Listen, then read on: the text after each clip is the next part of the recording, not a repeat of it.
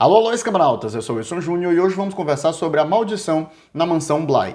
Mas antes do vídeo começar, se você não for inscrito, se inscreva no canal. Estou sempre falando sobre filmes, séries, literatura, coisas que eu gosto. Se você gostar desse tipo de coisa também, este é o lugar para você. Do criador Mike Flanagan, que também criou Maldição na Residência Hill, essa na verdade é uma segunda temporada, né? Apesar de que no fim das contas ficou separado na Netflix, mas ela é uma segunda temporada de uma série antológica. A gente tem algumas dessas, como por exemplo American Horror Story, que contam histórias diferentes a cada temporada, reaproveitando muitas vezes o elenco da temporada anterior. Nessa série a gente vai acompanhar a história da Danielle. Ela é uma au pair, né, uma babá, que se muda dos Estados Unidos para a Inglaterra e começa a cuidar, né, dessas duas crianças, a Flora e o Miles, na mansão Bly, que é essa residência que fica no interior ali da Inglaterra. Ela é contratada pelos tios da criança, que é um milionário, né, e as crianças estão órfãs, né, os pais delas morreram há algum tempo atrás, e aí, no fim das contas, né, existem ali questões a serem tratadas e lidadas com as crianças, e também a própria Danielle, né, que é au pair, ela tem um passado misterioso. Isso vai ser desenvolvido no decorrer da narrativa. A Maldição da Mansão Bly, ela é uma série de suspense, né, de terror, porém ela não necessariamente vai invocar muitos sustos em você. Não é muito essa a pegada da série, e não acredito nem que seja muito a proposta da série. Eu considerei ela até menos tensa e assustadora do que a Maldição na Residência Hill. Talvez pela repetição de elementos, né, narrativos do suspense, ela acaba realmente caindo num lugar mais comum nesse sentido. Apesar de ser mais fraca no suspense, ela é bem mais forte no drama. Essa é uma série que ela toma o seu tempo. Assim como a Maldição na Residência Hill, apesar de que eu acho que a Maldição na Residência Hill ainda é um pouquinho mais rápido, e como cada um dos personagens era apresentado num episódio meio que fechado, e sempre era um problema, né? Sempre era uma coisa muito grave, então ela acaba tendo essa sensação de ser um pouco mais rápida.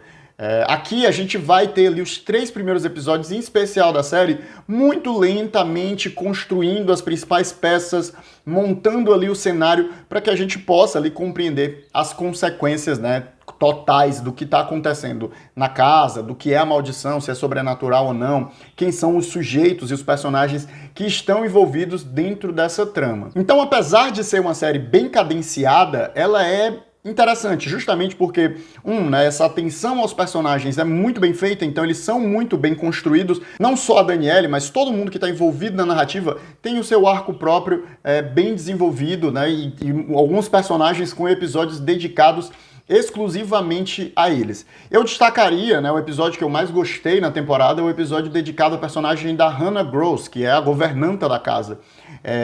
Realmente é um episódio muito bem montado, que vai brincar com temporalidades, e isso, né, acaba sendo muito bem feito dentro desse cenário que é construído na mansão Bly. Para mim, na verdade, a coisa que mais prejudica a série não é necessariamente um problema de ritmo, mas propriamente de tempo mesmo. Os episódios da série, eles têm mais de 50 minutos, alguns beirando a 1 hora de duração.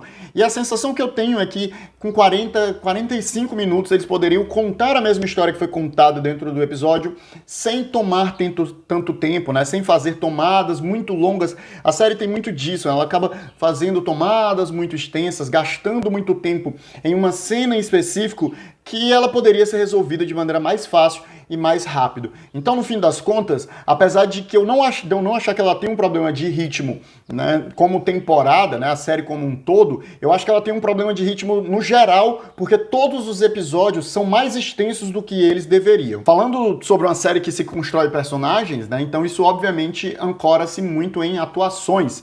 E, né, o elenco é muito bom. A Victoria Pedretti, que faz a Danielle e que era também protagonista na Maldição da Residência Hill, além de lindíssima, que por si só já é muito maravilhoso assistir só para ficar olhando para ela, ela é uma excelente atriz e ela consegue sustentar o protagonismo da história. As duas crianças, né, tanto o Miles quanto a Flora, são muito competentes em explorar as diversas camadas dos personagens deles, e não são personagens simples, os personagens que eles vivenciam, né? Eu não vou entrar em detalhes para não dar spoilers, mas eles são de fato personagens que precisam apresentar e explorar mais de uma camada de atuação, e para um ator criança fazer isso, obviamente gera dificuldade, mas todo o elenco adulto, no fim das contas, acaba se destacando bastante. Isso é uma característica que já havia na série, né, anterior, na Maldição da Residência Hill, e aqui é mais uma vez o Mike Flanagan acerta. Eu acredito até que muitos dos atores, né, que retornaram, e essa parceria redundante com o criador da série, que já sabe mais ou menos ali o que retirar e como retirar dos atores, acaba fazendo com que brilhem ainda mais, né? Então, uma narrativa de personagem muito bem atuada, né? Apesar de que, para uma série de suspense, que eu acredito ser a proposta original, ela acaba fracassando um pouco nesse sentido.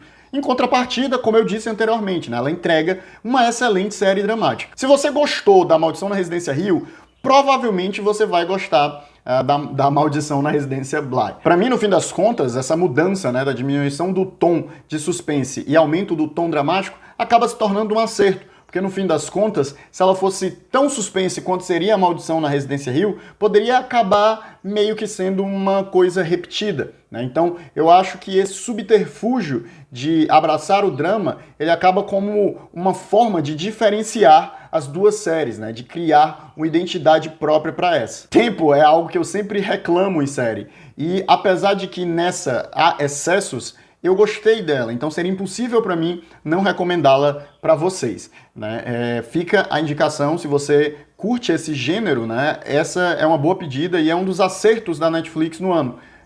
Diga-se de passagem, um dos poucos acertos, né?